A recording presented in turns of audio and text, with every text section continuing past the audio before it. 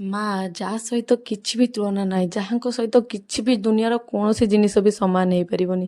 ସେ ହେଉଛନ୍ତି କେବଳ ହିଁ କେବଳ ମା।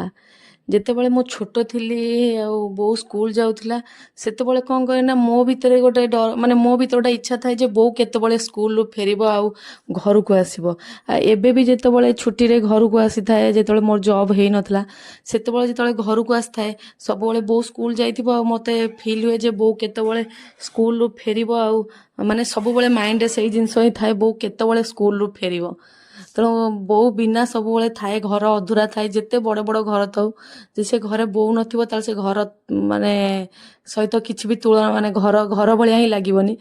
ତେଣୁ ମାନେ ସବୁ ଷ୍ଟେଜରେ ହିଁ ବୋଉ ଆମର, ମୋ ବୋଉ ମୋ ସାଥିରେ ହିଁ ଥାଏ। ଯେତେବେଳେ ମୋର ଯେଉଁ ପରୀକ୍ଷା ମୁଁ ଦେଉଥାଏ ଆଉ ବାର ବାର ଫେଲିଓର ମୁଁ ହେଉଥାଏ, କିନ୍ତୁ କାନ୍ଦ ମୋ ବୋଉର ହିଁ ଥାଏ। ଆଉ ବୁଝାଏ ଯେତିକି, ନିଜେ କାନ୍ଦେ ବି ସେତିକି। ପରୀକ୍ଷା ଦେବା ପାଇଁ ପରୀକ୍ଷାରେ ସକାଳୁ ମୁଁ ଉଠିକି ଯେତିକି ଟେନସନ୍ ନଥିବି, ତା ସକାଳୁ ଉଠିକି ମାନେ ମୁଁ ଉଠିବା ପୂର୍ବରୁ ସେ ଉଠିକି ଟେନସନ୍ ଥିବ ଯେ କେମିତି ମୁଁ କ'ଣ ଖାଇକି ଯିବି ପରୀକ୍ଷାକୁ, କ'ଣ କେମିତି ପ୍ରିପେୟାର ହେଇକି ଯିବି। ତେଣୁ ସବୁବେଳେ ତାର ସେଠି ଟେନସନ୍ ଥାଏ, କେମିତି ମୋ ଛୁଆର ଆଜି ପରୀକ୍ଷା ଭଲ ହେବ।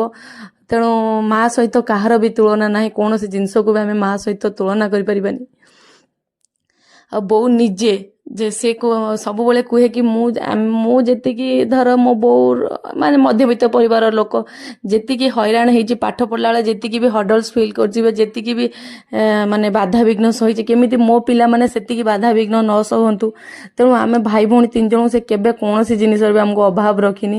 ଖାଇବା ପିଇବା ହେଲା, ଲାଇବା ହେଲା, ନିଜେ ଆଜି ଯାକେ ଗୋଟେ ମାନେ ନିଜେ ସୁନା ଯେତିକି କିଣିନଥିବ, ଆମ ପାଇଁ ସେତିକି ଜିନିଷ କିଣିକିରି ଲଗେଇବ। କି ମାନେ ମୁଦି ହେଲା, ମାନେ ବଗେରା ବଗେରା ଯାହା ବି ଆମର ଯାହା ବି ଦରକାର, ଯେତିକି ଜିନିଷ ସିଏ ଆଗେ ନିଜ ପାଇଁ ଭଲ ଖଣ୍ଡେ ଶାଢ଼ୀ ଆଣିନଥିବ, କିନ୍ତୁ ଆମ ପାଇଁ ସବୁବେଳେ ମାନେ ସବୁବେଳେ କହିବ ଯେ ତମେ ଭଲ ଭଲ କେମିତି, ମାନେ ଭଲ ଡ୍ରେସ୍ କେମିତି ପିନ୍ଧିବୁ, ଭଲ ଶାଢ଼ୀ କେମିତି ଆମ ପାଇଁ ଆସିବ। ତେଣୁ ସେ ସବୁବେଳେ ଗୋଟିଏ କେବଳ ମା ହିଁ ଥାଏ, ଯେ ସବୁବେଳେ ମାନେ ନିଜ ପୂର୍ବରୁ ଆଉ ସବୁରି ପୂର୍ବରୁ ସବୁବେଳେ ନିଜ ଛୁଆକୁ ଦେଖେ। କେମିତି ସିଏ ଗୋଟେ ଖଣ୍ଡ ମାନେ ଭଲ ଶାଢ଼ୀ ନ ପିନ୍ଧୁ, କିନ୍ତୁ କେମିତି ତା ଛୁଆ କେମିତି ଭଲ ଡ୍ରେସ୍ ଖଣ୍ଡେ ପିନ୍ଧିବେ, ଆଉ ତା ଛୁଆ ଭଲରେ କେମିତି ଖାଇକି ରହିବେ। ସବୁବେଳେ ଗୋଟେ ମାଆର ହିଁ ପ୍ରଚେଷ୍ଟା ଥାଏ। ମୁଁ ଏବେ ଆଗରୁ ମୁଁ ଅପେକ୍ଷା କରୁଥିଲି ମୋ ବୋଉକୁ, ବୋଉ କେତେବେଳେ ସ୍କୁଲରୁ ଆସିବ, ଆଉ ଏବେ ବୋଉ ମୋତେ ଅପେକ୍ଷା କରୁଛି ମୁଁ କେତେବେଳେ ସ୍କୁଲରୁ ଆସିବି। କାହିଁକିନା ଆପଣମାନେ ସମସ୍ତେ ଜାଣିଛନ୍ତି କି ମୋ ପ୍ରଫେସନ୍ କ'ଣ। ତେଣୁ ଏବେ ବି ବୋଉ ଯେତେବେଳେ ଘରେ ଥିବ, ସବୁବେଳେ ଅପେକ୍ଷା କରିଥିବ ମୁଁ କେତେବେଳେ ଆସିବି। ଏବେ ଯେଉଁ ମର୍ଣ୍ଣିଂ ସ୍କୁଲ ଚାଲିଥିଲା, ମୁଁ ଉଠିବା ପୂର୍ବରୁ ସେ ଉଠିକି ଅଲରେଡ଼ି ପ୍ରିପେୟାର ହେଇସାରିଥିବ ଯେ ମୁଁ ସକାଳୁ ଖାଇକି କ'ଣ ଯିବି।